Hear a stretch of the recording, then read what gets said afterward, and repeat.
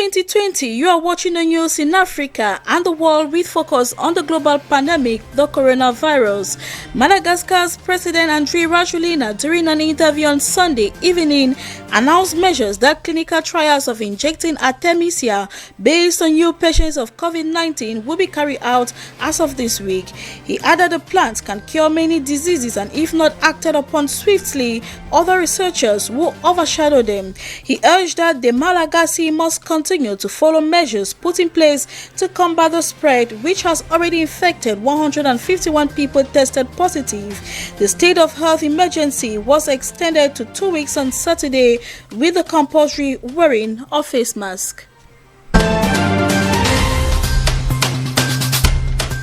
In Tanzania, the coronavirus test kits were dismissed as fault by President John Magufuli, as he said they had returned positive results on samples taken from a goat and a pawpaw.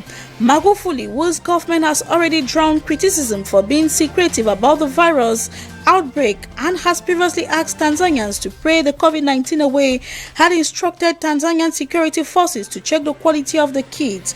They had randomly obtained several known human samples, including from a pawpaw, a goat and a sheep, but had assigned them human names and ages.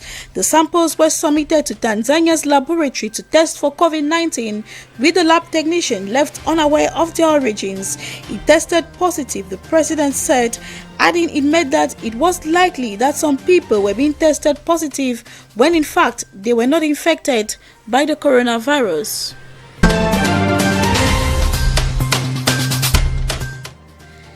In line with that, Tanzania and Comoros have joined the list of patrons for Madagascar's purported cure for COVID-19.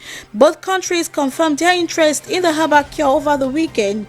The Comorian head of state, Azali Assoumani, held a teleconference with his Malagasy counterpart, following which a formal request was made for the product. In the case of Tanzania, President John Magufuli, while speaking at an event on Sunday, disclosed that the country will also make requests of the herbal cure to help in the fight against the pandemic. Meanwhile, the Guinea-Bissau delegation that flew to the country to take the consignment have returned home with the product. The Republic of Congo announced that the consignment will soon be imported. Equatorial Guinea was the first country to receive the donations. In Somalia, a recent Amnesty International report says harassment and intimidation of journalists are so deeply entrenched, making Somalia one of the most dangerous places to report from. In the Somali capital, Mogadishu, a group of journalists gathered to protest what they say is an attack on freedom of speech by the government. They continue to face arbitrary arrest, physical attacks, and censorship. According to Human Rights Watch, Somali authorities have detained 3 journalists and prohibited a local radio station from broadcasting in a local dialect in the past 2 months. The Committee to Protect Journalists said the country is one of the most risky places for journalists. Threats and attacks come from government officials, private individuals, and the armed group Al-Shabaab.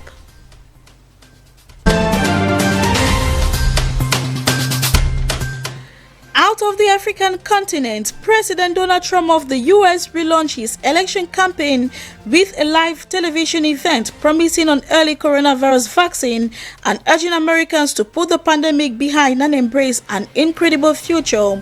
He says the U.S. government is putting its full power and might behind Remdesivir, a drug that has shown early promise as a treatment for the disease caused by the coronavirus. The 2-hour event was branded Returning to Work as Mr. Trump pushed his plan for states to reopen their economies. His forecast good news on the hunt for a vaccine to be available by the end of the year pushed him to say shuttered schools need to reopen in September.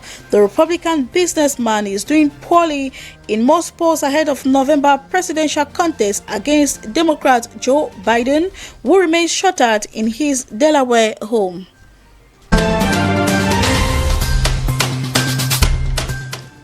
Italians will be free to stroll and visit relatives for the first time in 9 weeks, beginning this Monday as Europe's hardest hit country eases back the world's largest nationwide coronavirus lockdown. An estimated 72% of people will return to their construction sites and factories as the economically and emotionally worn-out country tries to get back to work. Restaurants that have managed to survive Italy's most disastrous crisis in generations will reopen for takeaway service, but bars and ice cream parlor will remain shut. The use of public transport will be discouraged and everyone is obliged to wear masks in indoor public spaces.